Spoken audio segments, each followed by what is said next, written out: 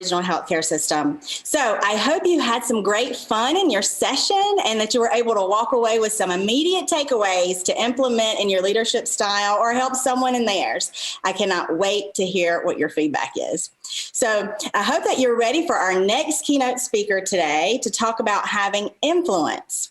Jenna Gibson is the managing editorial producer for CBS News, where she manages major political and foreign bookings for CBS This Morning, CBS Evening News, and CBS News special coverage.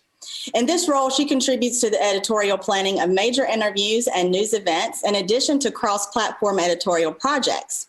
She has been instrumental in CBS's news election planning and coverage since 2012. Additionally, she coordinates political contributors for the network. She was previously a senior editorial producer where she oversaw political bookings for CBS This Morning, CBS Evening News, and CBS News coverage for special events. She negotiated CBS This Morning's historic broadcast live from the White House and has landed interviews with every living president of the United States, including the first interview with Joe Biden as president of the United States. Additionally, she was responsible for the network connection of exclusive conversations with South Korean President Moon Jae-in, French President Emmanuel Macron, and Israeli Prime Minister Benjamin Netanyahu. Gibson has been with CBS News since 2012 as a political producer and previously spent 6 years at Fox News, where she supervised the Washington booking unit. She is another graduate of Clemson University. And again, don't forget to ask those questions in the chat to the right of your screen here. And Jenna, we are just so grateful to have you today. Well, thank you so much for having me, Jonna. I really appreciate it. I am so flattered to be included in this amazing event with these incredible women. I can't say that I probably would have picked myself for this. There is a reason that I'm a producer in television news and not on TV, because quite frankly, this stuff makes me a little nervous, but I'm stepping out of my comfort zone and I'm going to do the best I can. And bear with me. I wish I could see you all, because I think that being able to see you is always a little more helpful, but I'm going to do the best I can and try not to bore you. Jonna gave this great introduction. I really appreciate it. I hope that helps you kind of understand what it is I do.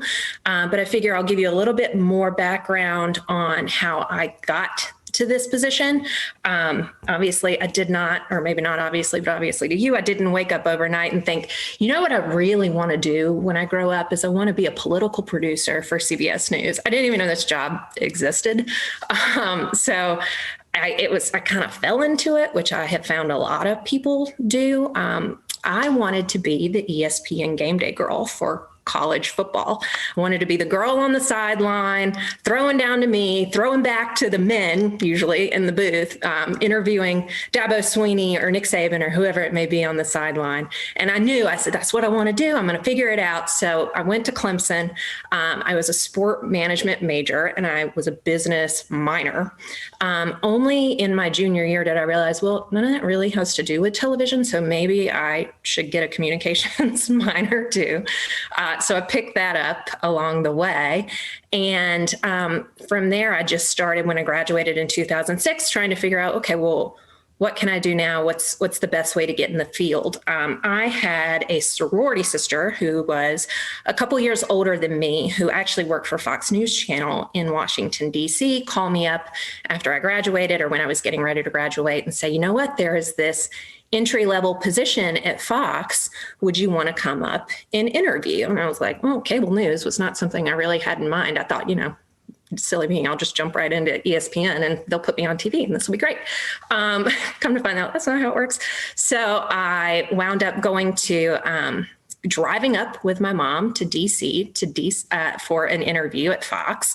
Walked in. I remember my sorority sister just prepping me to be like, you watch Fox News, right? Here are the people that you want to say you watch. And I'm like, okay, got that, check. Did the interview, thought it was fine, came home and I got a call saying, hey, we would love for you to work here. So I said, okay, that's amazing. I was fortunate enough to get a job kind of right out of college. Come to find out, the job paid $12 an hour. It had no benefits. My mom thought I was crazy and was kind of like, is this really what you want to do? How are you going to pay for things. Like, you have to be an adult. You have to be an adult. And I said, well, I guess I'm going to learn really fast. So I did. So I started just working as hard as I could. The job was as entry-level 101 as it could get. I literally walked guests to and from studio, got them water, got them coffee, got them Coke, printed a wire copy for them, whatever they needed. And I just knew that I had to be at work at 6 a.m. I was supposed to leave at 2. Really, I was mostly there till at least 6 every day. The hours were pretty bad, like 2 to 11, weekends. And I knew I was on hourly pay, and I just had to do everything I could to make ends meet and to really try to impress people to show that I can do this. So I was pushing about 80 hours a week doing that job. It was tiring, but I just knew that I wanted to do well. And so I just did the best I could. About 6 months in, the company took notice and said, you know what, we'd like to make you a staff employee. My parents had never been so happy to get me off their health insurance, which I was fortunate enough to still be on their health insurance at the time. And I was thrilled because I was learning that my hard work and dedication paid off. So from there, I started booking guests on cable news. So if you watch cable news, it's just a grind, right? It's like 2:15, get a senator on. 2:30, get political pundits on to talk to one another about whatever topics there may be that day. Also, there's a missing person in Kansas. Can you call the mayor? Can you call the police officer? Worst thing you can ever do is have to call a family of somebody like that. And then, you know, at the end of the show, there's this cute dog video. So let's try to figure out how we can get the owner of the dog on. I mean, it was all over the map of things that I was learning to do, but I was just jumping in and trying to figure it out. So I was really fortunate to be assigned to a specific show. The anchor was Jane Skinner. Come to realize she is my mentor today, which I'll talk about in just a little bit, but she really just believed in me as a 21-year-old nobody being like, I want to be on like ESPN Game Day Girl. And she's like, cool, I have a show. Can you help me produce it? Because we got to focus on this. And then I'll work with you on the side about the other thing. So I worked with her, and she was incredible. And I was just surrounded by really smart people. And I just tried to be a sponge. And I just know what you don't know and learn everything you can. And I was fortunate to be around people who were willing to help me and build me up and grow me. So in the meantime, I started making a tape, which is what you're supposed to do when you want to be on TV. I made one and I said, I'm out of here. I have zero interest in doing this. I am not meant to be on camera. I shake, I'm nervous, my voice is all over the map. I said, this isn't going to work. So let's just focus on this day job that seems to be working for now. So it did. So I ultimately got promoted to being the supervisor, as Jenna noted, for the Washington booking unit. What does that mean? So I was just overseeing all the guests that came on air, making sure that everything ran smoothly, that topics were going well, and that anchors were happy. From there, in 2012, I got a call from a former coworker at Fox News Channel who had moved on to work for Bloomberg and then work for CBS. And I had kind of known I was ready for the next thing. Jane, my mentor, had retired and moved on to her thing. So I was like, okay, this is, you know, probably a good sign that it's time for the next step. So Moshe Wanunu called, who has a really great Instagram. If you're interested in following it and anything about TV news at Moshe, I'll give him a little shout out because he helped me along the way. But he called and said, we're starting this new brand of CBS This Morning. It's a new morning show. Gayle King is involved. And at the time, a couple other co-hosts who are well known. And do you want to come help us launch it? We need somebody with a political background that knows DC, that understands television, and that has connections and relationships to get people on camera. So I knew it was a sign. I prayed over it. I thought about it, and I said, this is what I'm supposed to do. So I started at CBS. Come to find out, in network TV, you sign contracts. So I knew I was locked in for 3 years at minimum, as long as I didn't really mess it up. And I just knew it was an opportunity to get involved in network, which means that instead of just feeding the cable news beast, you have 2 hours in a morning show to say, okay, I can do some really thoughtful 5-minute pieces.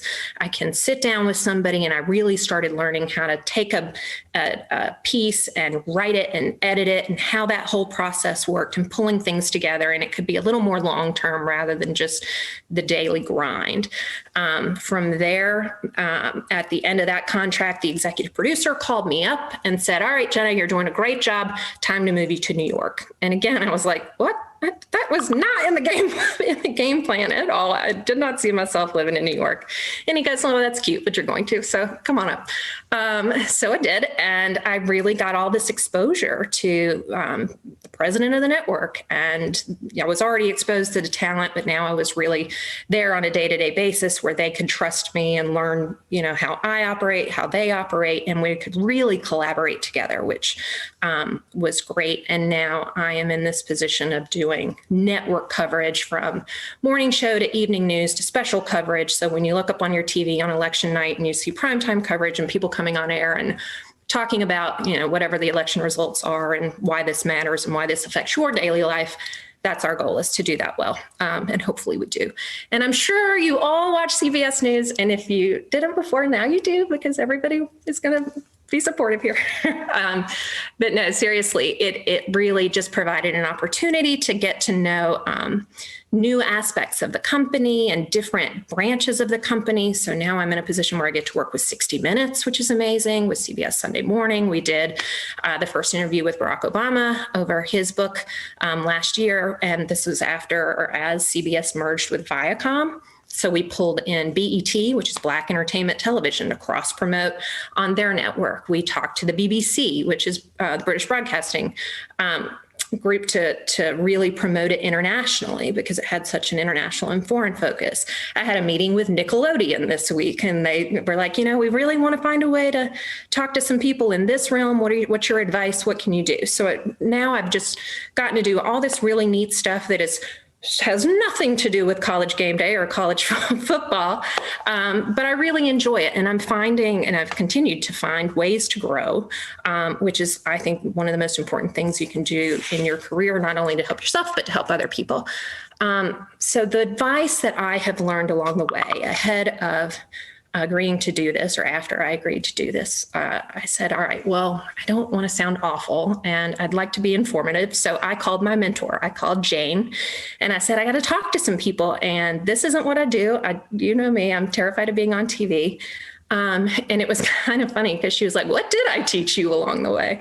So I started writing out what I had learned.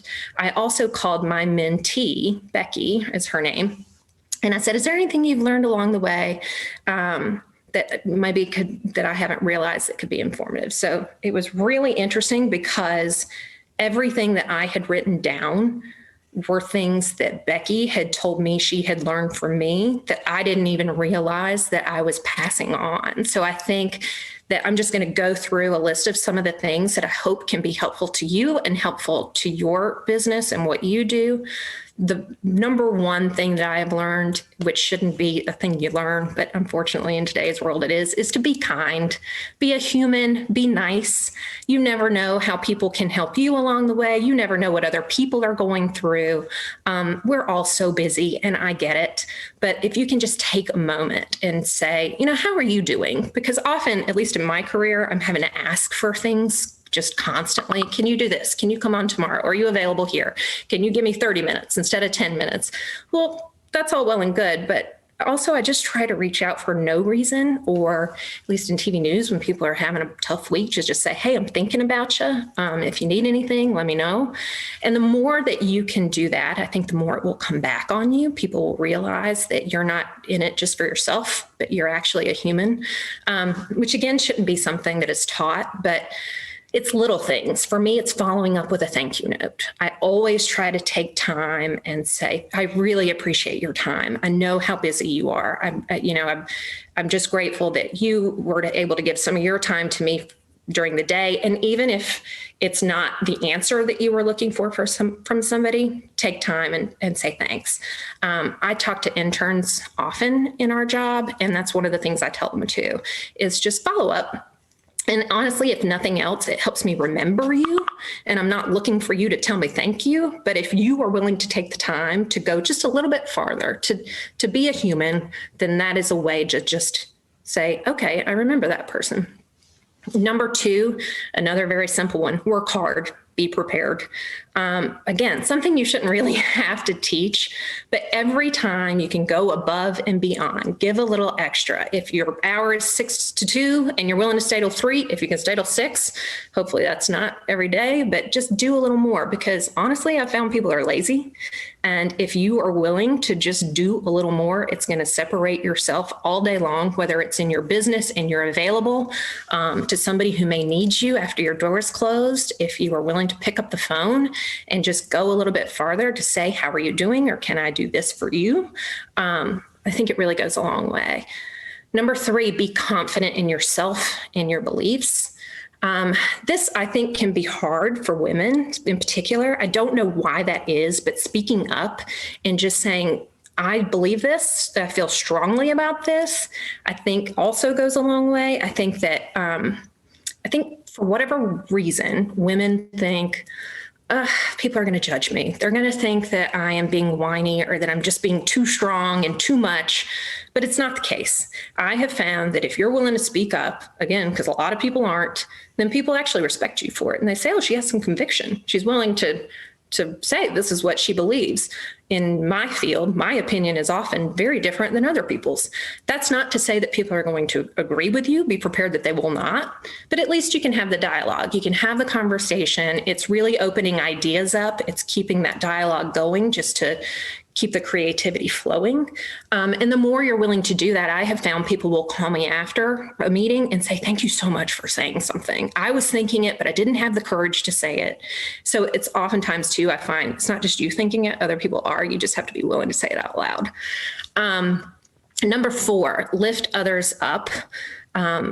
This is such an important one for me. If Jane hadn't lifted me up in the very beginning of my career and supported me, I certainly would not be where I am today. I had to have someone believe in me first in order for me to believe in myself. When I spoke to my mentee, Becky, she goes, you have always believed in me. You have always given me opportunities that I never would have taken had you not just opened the door and reminded me I could do it, which is something I would have never thought of. I'm not telling you that to build myself up. I'm telling you that because you are probably impacting lives now that you don't even realize you're doing just by supporting people. And it's not just women. I know we tend to focus on women, but the only way that women succeed is to be supported by both women and men. And the more that you can tell your coworkers, you know what, you're doing a really good job. If you're self-employed, telling your customers, look, I'm glad to have you. I appreciate you. I couldn't do this without you.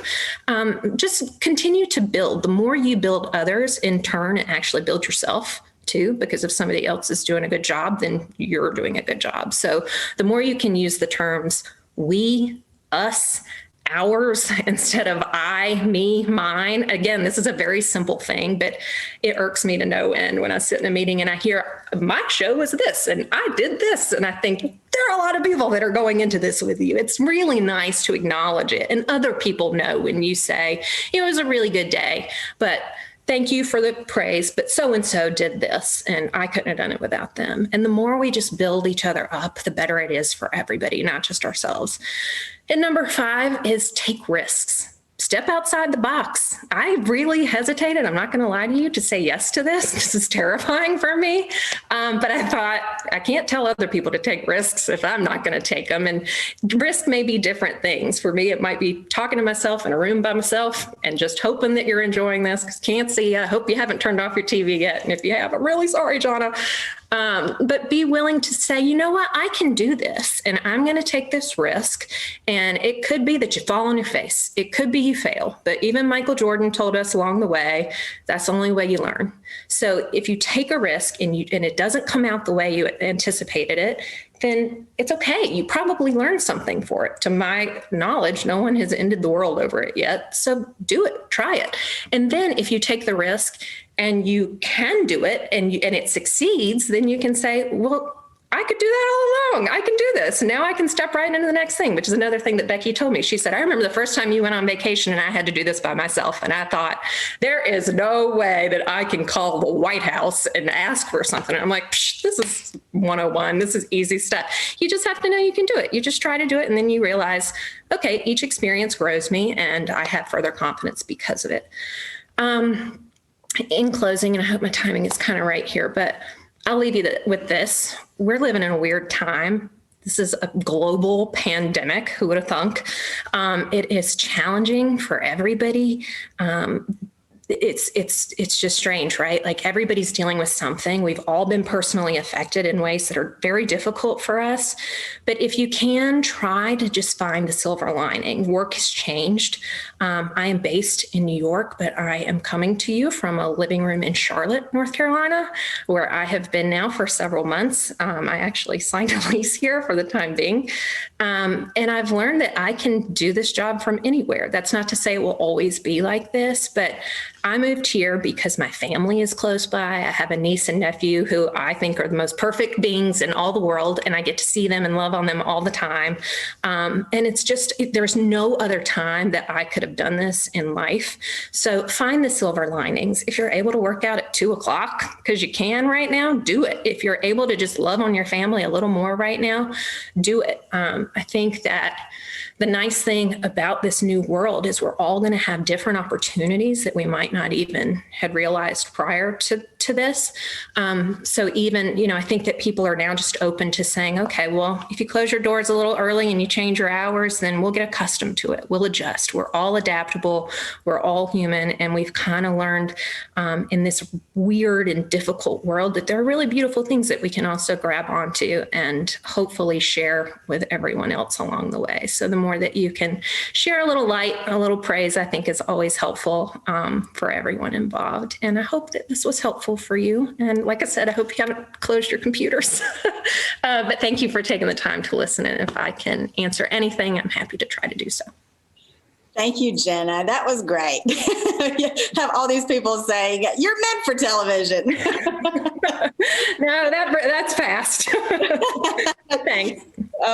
So someone says, if you're terrified, it certainly doesn't show it. Do you still have that desire to be out in the field and doing the, I know how you follow Clemson and how you follow sports in general. So is that still a desire of your heart?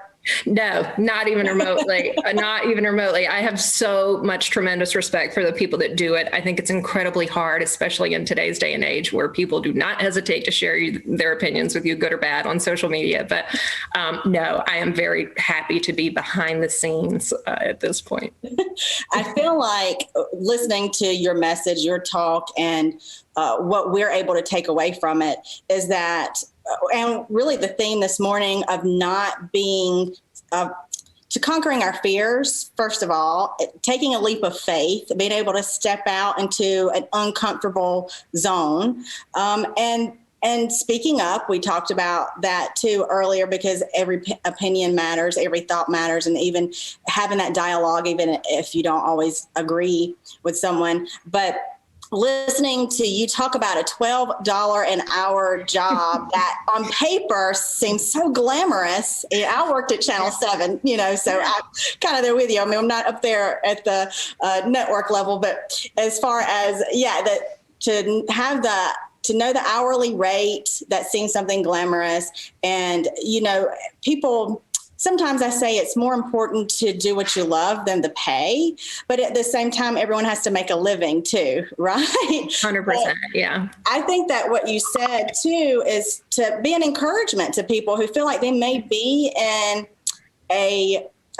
more of in a rut right now, and they just need to be fired up or refreshed. So what advice would you give to those folks who just feel like, is their time coming? I think if you're in a rut, you kind of have to make yourself find those silver linings. They're there. They may be harder to see, but they're there. I would also always encourage you to reach out to people, talk to people. Don't be afraid to ask questions. Don't be afraid to check in with loved ones, friends. I have a really good friend named Stephanie, who I called my life coach, called her before doing this. And I just said, I'm really nervous about it. And what do you think? And I think everyone has those people in their lives, right? You just have to be willing to ask for help. There's nothing wrong with that. I think that people want to help overall. So the more that you can reach out and really maybe even write down, you know what, today was a good day and here are the reasons why. I know I have all this going on, but I got up, and maybe I've been riding Peloton too long now, but they always say you get to do this. You get to get on a bike. You get to wake up and go to work. You get to hug your family in the morning. Maybe not everybody gets to do that. So find the things that are good and really try to focus on those, and focus on the things that you do well yourself, to really say, I can do this. Why am I hesitating? I believe in myself. Other people do too. Yeah, that's great. A question here. How do you press through the things you are afraid of tackling? Ooh, my faith is really strong. I pray a lot. I ask for help a lot from a higher power. But a lot of it is learning by doing. And if you're afraid of something, again, for me, I make lists. I'm going off of a list today. And I just write down the things to say, here's what needs to be accomplished, and here are the ways that I can get there. And for me, that works. Everybody's learning curve is a little bit different, or the ways they learn, I should say, is a little bit different. But if I'm nervous about something, then first thing I do is pray about it. Second thing I do is ask questions about it to just give me the confidence to say, okay, well, now I understand. If I know what's expected of me, then I can deliver. And sometimes, like you said, this is not as challenging or as hard to some people, or maybe even to you, as some other things that you've tackled, but still having that fear and just stepping out and doing it. Sometimes I feel like we just hold our breath and like, okay, I'm going for it. Yeah, you have to. You really have to. It's the only way to know you can. Right. Another question, what strategies do you use to start hard conversations? Ashley says, I see the value in speaking up, but depending on the situation, sometimes it's more difficult than others. That's true. So it will definitely depend on the situation, right? It may not be appropriate to speak up in a setting of 100 people on a conference call or whatever it is. You have to kind of decide almost what the hill is you want to die on, in a way, or not necessarily die on. It depends on, I guess, how important it is to you. But I had to have a hard conversation recently with a coworker, and I kind of just said, well, here are all the good things, though, that can come of it. And it did. And I found that the conversation helped just to understand, all right, here are the expectations. Here's what it's supposed to be. You have hard conversations in your relationship lives to say, well, we're not on the same page here. But just talking about things overall every single time helps. Diplomacy is really important there. Don't go in hot. That's a big one. Don't go in being like, I think all these things and you're not listening, and here are all the reasons that you're bad because I'm good and this is a thing. You have to go in seeing the other person's side of things, which is really important of journalism, but life too. You don't go in hot. Go in saying, here's where we're off a little bit, and here's where I think we can succeed. And maybe if we do it this way, it'll be more helpful. So whether that's picking up the phone and calling your boss, calling an HR representative, or saying it in a group setting, you have to kind of weigh that and choose what makes sense for you in your situation. But never hesitate. If it's weighing on you, you gotta tell somebody, because otherwise it's going to drive you crazy. I've been there too many times. Well, communication is key, right? And sometimes that's the biggest hurdle that holds us back. First of all, it's what we tell ourselves mentally, the lies that we tell ourselves, and that we can't have those conversations, and then not having those conversations. And communication is key. And it's not so easy for some folks that are, shy, and no one likes confrontation. That's the other thing. Everyone's like, I don't like confrontation. I don't want to be that person. But you cannot resolve problems and get past them if you cannot have that hard conversation. And usually when you do, it's better on the other side. You're on the same playing field at this point. You understand each other better, right? Yeah. And it's also the year 2021. People are really, I think, open to listening now more than ever. Even from when I started to now, I have found that people are much more open to seeing the other side of things, at least in a business setting, maybe not on your Facebook page and Twitter, but, when you're talking face to face, people usually are more inclined to listen to what you have to say. So here's a challenging question here. What is your 5-year plan for growth? I'm not married, so I'd really like to get married. That's probably like the worst thing to say at a women's conference. But no, I'd like to have a family. I'm at the age where, it's kind of time for that. But in terms of my career, it's really interesting because I'm not sure. Our company does goal setting now, which is something it never did before. And I actually had to feel this out fairly recently, and I gave some thought into it. And for my position, and everybody's is different, our company is expanding because it's now merged. So it's Viacom CBS. We just launched Paramount Plus, which is a streaming channel you may have seen commercials for. So ways that I can get involved in that just to keep growing, more ways to have a cohesive environment is always helpful. It's really easy to stagnate and just think, okay, well, I'm kind of doing the same thing every day. But I think I kind of talked about how my own career grew, and it was by hearing from others and hearing opportunities that were coming. In this world, streaming is big. Social media is big. You're not consuming the news every day like you did growing up, where you turn it on at 6:30 and then that's all you get all day long. So for me, ways that we can continue to promote, whether it be digitally, socially, via radio, via international purposes, the more that I can help with that, and the better for me and the company. Okay, then I have another question here is, how do you organize, identify your goals, and what is your strategy for reaching them? But you kind of touched a little bit on that. Yeah, I write it all down. I mean, for me, it's pretty basic. I have found I can't remember things like I used to be able to remember things. But really, it just helps me visualize it. So for those goals, write them down and then really think of ways to achieve them. I mean, I'm not kidding. I do point 1, first goal, second goal, A, or not even second goal, but A, how do I get there? This is one way, B, another way. Then call people you trust and bounce off ideas. Here's what I'm thinking. Do you think this will work? They may tell you you're crazy. No way. Probably not. They're probably going to say, yeah, that might, but have you also thought about it this way? So I guess that's the best way for me to do it. Okay, and one last question. As far as, well, you are a mentor and then you have a mentee. What is it? How can you, for someone who, may have gone, 20 years in their career and never really had an intentional mentor, what would be advice to someone on how to seek out the right person to be able to help them in their career path? I would ask. I know that sounds so elementary, but I remember being on a plane to Iowa to cover politics when I was 22 years old. And for some reason, I had a first class seat on the plane. And the guy next to me was a head honcho at CBS, of all places. So this is when I was at Fox. And he looked at me and he goes, "How'd you get in first class? Like, what are you doing here?" I was like, "I don't know. Why are you asking me this?" And it actually led to this conversation of finding a mentor. And he said, "You're not asking for my advice necessarily, but the one thing I'm going to tell you to do is find a mentor. Find somebody that will help you out, especially in our business. It can be a little tough. It's grown a lot, but over the years, probably read about it. There are things that happen. But I think that you just have to be willing to ask someone. I remember coming back after that trip and calling Jane and saying, "I'm supposed to find a mentor and you're the person I'm working with. So will you help me?" And she was like, "Sure, I guess." Like, why? I don't even think she had thought about it.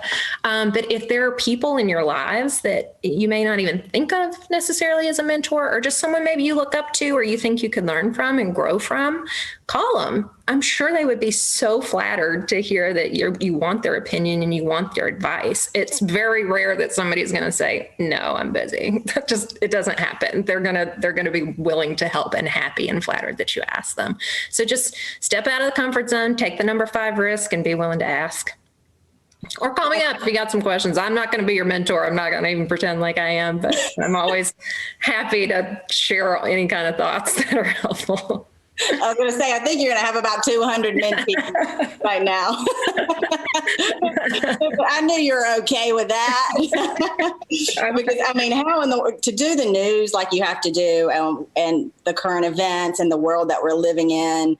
And I mean, obviously you have to have that self-care. You have to be able to be able to digest through some of those things, but also take it away and be separate. And sometimes we have those toxic workplaces that we're all trying to navigate and know that we get to do it, as you stated, and even another speaker that stated earlier that we get to do these things. And I think finding that silver lining, but that I can imagine is tough for you with these day-to-day current events happening and you're just trying to be neutral.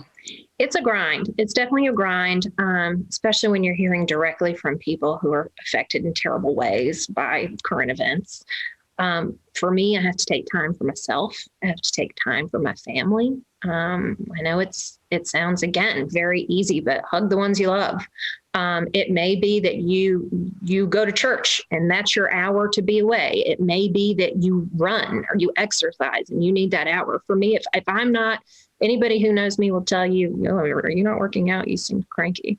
If I don't get 30 minutes in somewhere, then you probably want to take a break from me for the day.